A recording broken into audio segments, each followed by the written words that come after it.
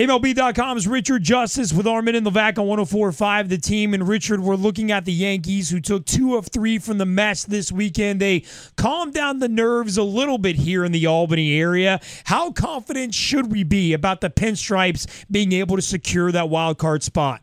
Well, I think you could be pretty confident about that.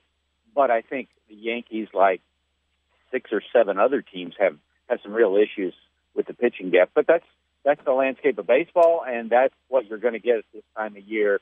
I would think they would be mightily encouraged by the way Sabathia pitched yesterday. With their lack of pitching depth, is any of that due to any mismanagement that they've had over the last 2 months, moving guys to the bullpen and back, etc.?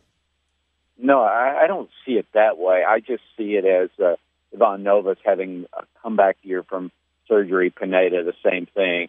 Listen, I think one of the things we've learned the last 3 years about the Yankees, in the 2 years they didn't make the playoffs and then this year, is that Joe Girardi is really good at his job, that he is among the elite managers. Now, I understand you're never going to get the credit for that when you manage the Yankees because of the money and all that. No need to apologize for that.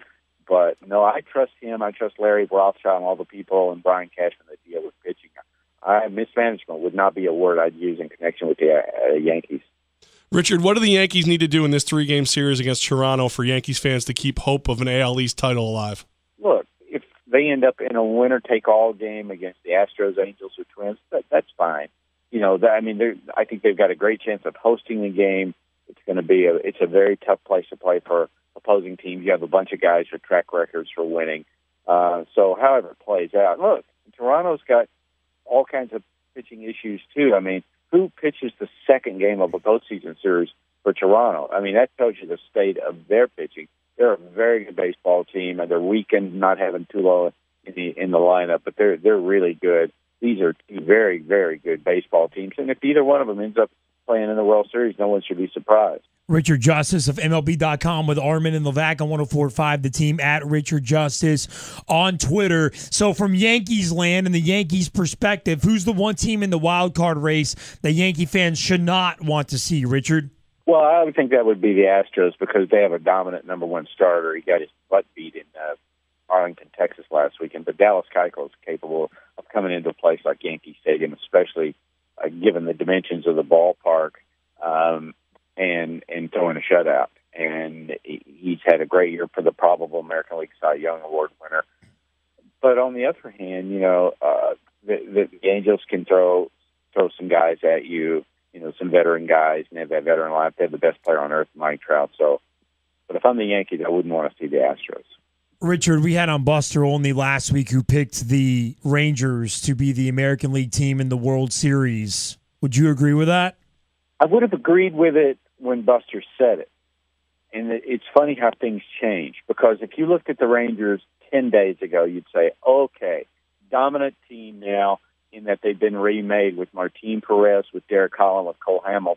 And now I'm just feeling a little less confident about Holland. I think the Rangers have some shakiness about Martin Perez. I think that Colby Lewis has pitched a near-perfect game and thrown a couple of clunkers in there. So I think like a lot of teams, they wonder about their starting pitching. Having said that, their lineup is fantastic.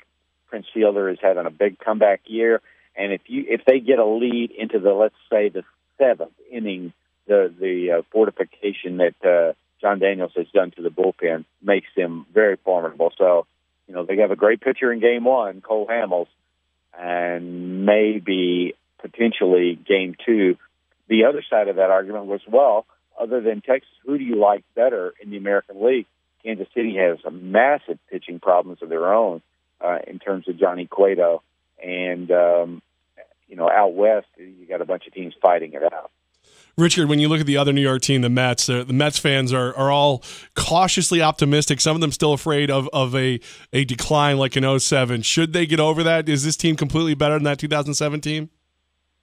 Well, the lead is bigger now than it was in 2007, so I think it's 2 games more than it was at this time in 2007. But you got to do it every day, and when you have young pitching, there's going to be ebbs and flows to it. I see the Astros a lot. It's the same way when you have young players in your lineup. This is the time of year when guys start to hit a wall. Jim Leland always said, referring to September baseball and October baseball, don't tell me who's got the best team. Tell me who's got the rested team, the healthy team, and all of that. So obviously the Mets have some concerns. What are you going to get out of DeGrom? What are you going to get out of Matt Harvey? All that. It's been a great magic carpet ride. What Sandy Alderson did to the lineup and all of that. I mean, they're a team that could win a championship.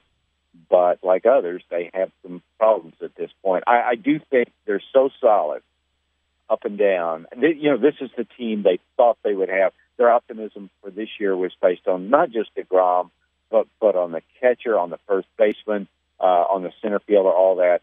So it's taken a while, but the team they thought they were going to have us come together, and with the additions, it's been even better. Richard Justice of MLB.com. Richard, last night, Matt Harvey gets pulled after 5 innings, and then the Mets implode. So obviously there's negative feedback on how the Mets are handling Matt Harvey. Are they doing it wrong in your perspective, Richard? I don't know that there is a right answer. The Nationals did it one way. The Astros shut down 2 of their kids in August, sent them back to the minor leagues, brought one back and put him in the bullpen, put the other back in the rotation. And it's all toward the same goal, and I think the data that you look at is not clear on it. Matt could pitch 220 innings this year and never have a blip the rest of his career. He could be shut down today, and I think there would be a case for that because there's been some decline in his velocity and all. They pitched great last night. So, no, I don't know how they could have handled it. It's awkward, and it's coming in a terrible year.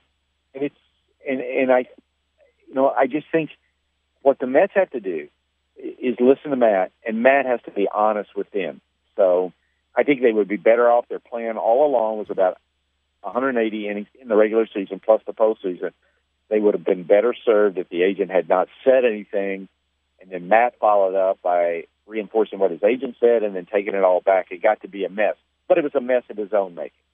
Any day we can blame Scott Boras is a good day for me, Richard Justice. I agree with you on that one. Richard Justice has been covering this game for over 3 decades, a genius at what he does. At Richard Justice on Twitter, MLB.com. Richard, thank you so much for spending a few minutes with us today. Thank you for having me.